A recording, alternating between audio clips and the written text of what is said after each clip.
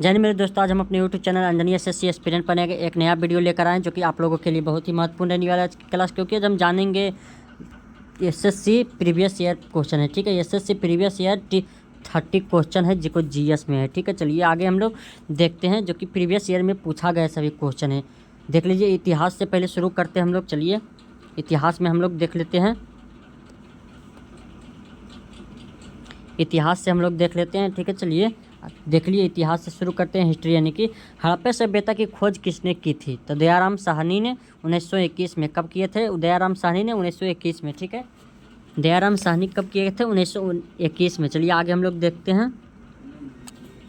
अकबरनामा की रचना किसने की थी? तो अबुल फजल अकबरनामा की रचना की है। ठीक है, चलिए आगे हम लोग देखते हैं। चौसा युद्ध 1539 किसके बीच लड़ा गया था? चौसा युद्ध 1539 में किसके किसके बीच लड़ा गया? तो हुमायूं और शेरशाह सूरी के बीच में। ठीक है, शेरशाह सूरी और हुमायूं के बीच में। चलिए आगे हम लोग देखते हैं।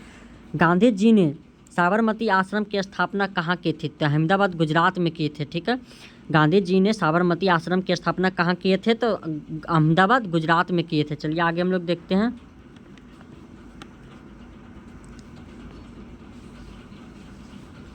किस गवर्नर जनरल ने, ठीक है, किस गवर्नर जनरल ने सती प्रथा का अंत किया था? तो विलियम बेंटिक हो जाएगा। ठीक है, विलियम बेंटिक हो जाएगा। ठीक है, 1829 में। कब? 1829 में विलियम बेंटिक ने सती प्रथा का अंत किया था। चलिए आगे हम लोग देखते हैं। स्वराज हिंद, स्वराज मेरा जन्मसिद्ध अधिकार है, किसने कहा था? तो बाल गंगाधर तिलक ने कहा था। ठीक है, बाल गंगाधर तिलक ने कहा था स्वराज मेरा जन्म सिद्ध अधिकार की है, या किसने कहा था? तो बाल गंगाधर तिलक ने कहा था। ठीक है, लोधी वंश के संस्थापक कौन है? तो बहलोल लोधी को कहा जाता है लोधी वंश का संस्थापक। चलिए आगे हम लोग देखते हैं पॉलिटी में। ठीक है, भारतीय संविधान के किस अनुच्छेद में अस्पृश्यता का अंत है? ठीक है, भारतीय संविधान के किस अनुच्छेद में अस्पृश्यता का अंत है, वर्णित है? तो देख लीजिए, अनुच्छेद 17 में वर्णित है। कितने है? अनुच्छेद 17 में वर्णित है। ठीक है, संविधान की पहली बैठक कब हुई थी? संविधान सभा की पहली बैठक 9 दिसंबर 1946 को हुआ था। 9 दिसंबर 1946 को हुआ था। ठीक है, कब हुआ था? 9 दिसंबर 1946 को हुआ था। चलिए आगे हम लोग देखते हैं। भारत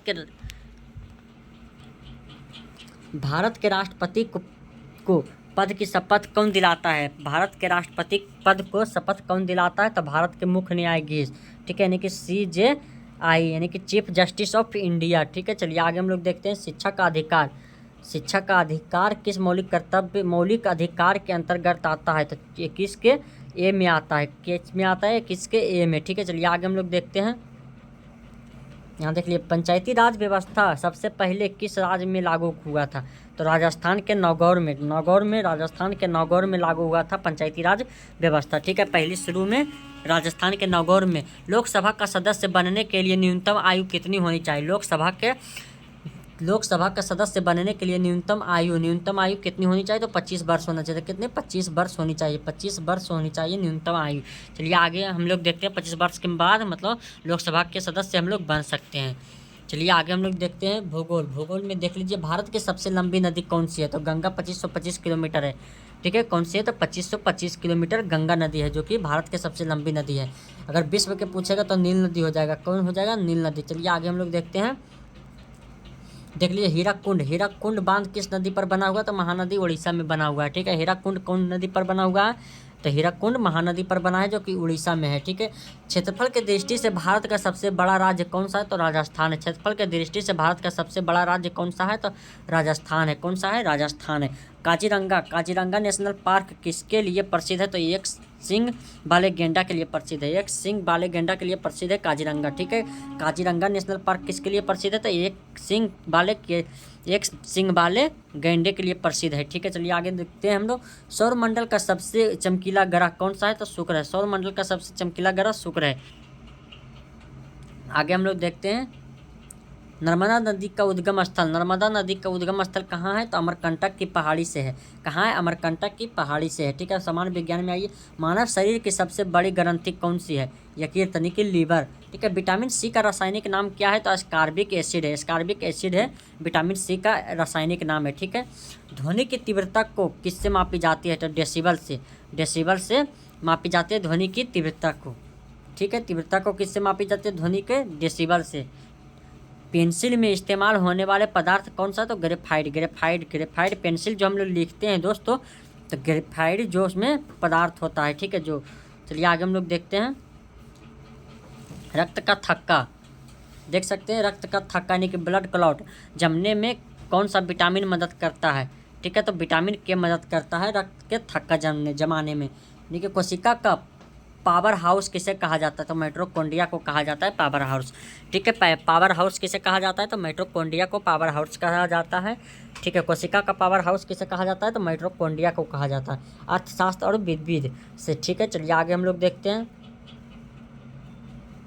नीति आयोग का अध्यक्ष कौन होता है? तो प्रधानमंत्री होते हैं, यानी कि प्राइम मिनिस्टर, पीएम। कौन होता है नीति आयोग का अध्यक्ष? प्राइम मिनिस्टर होता है, यानी कि प्रधानमंत्री, ठीक है। कुचिपुड़ी किस राज्य का शास्त्रीय नृत्य है? तो आंध्र प्रदेश। कुच्ची यानी कि कच्ची पूड़ी। कच्ची पूड़ी कौन बनाएगा? तो अंधा बनाएगा कच्ची पूड़ी, ठीक है। चलिए आगे हम लोग देखते हैं। भारत रत्न से सम्मानित होने वाली पहली भारतीय महिला कौन है? तो इंदिरा गांधी है। भारत रत्न से सम्मानित होने वाली पहली भारतीय महिला कौन है? तो इंदिरा गांधी है। चलिए आगे हम लोग देखें। विश्व स्वास्थ्य संगठन यानी कि WHO का मुख्यालय कहाँ है? जेनेवा यानी कि स्विट्जरलैंड, ठीक है। विंग्स ऑफ फायर पुस्तक के लेखक कौन है? तो APJ अब्दुल कलाम आज़ाद, ठीक है। APJ अब्दुल कलाम आज़ाद जी हैं, ठीक है। विंग्स ऑफ फायर के लेखक हैं। चलिए आगे हम लोग देखते हैं। तो देख लीजिए मेरे दोस्तों, अगर ये वीडियो आप लोगों को अच्छा लगा होगा मेरे दोस्तों, चैनल को जरूर सब्सक्राइब कर दें, अपने दोस्तों को जरूर शेयर करें। जय हिंद, जय भारत।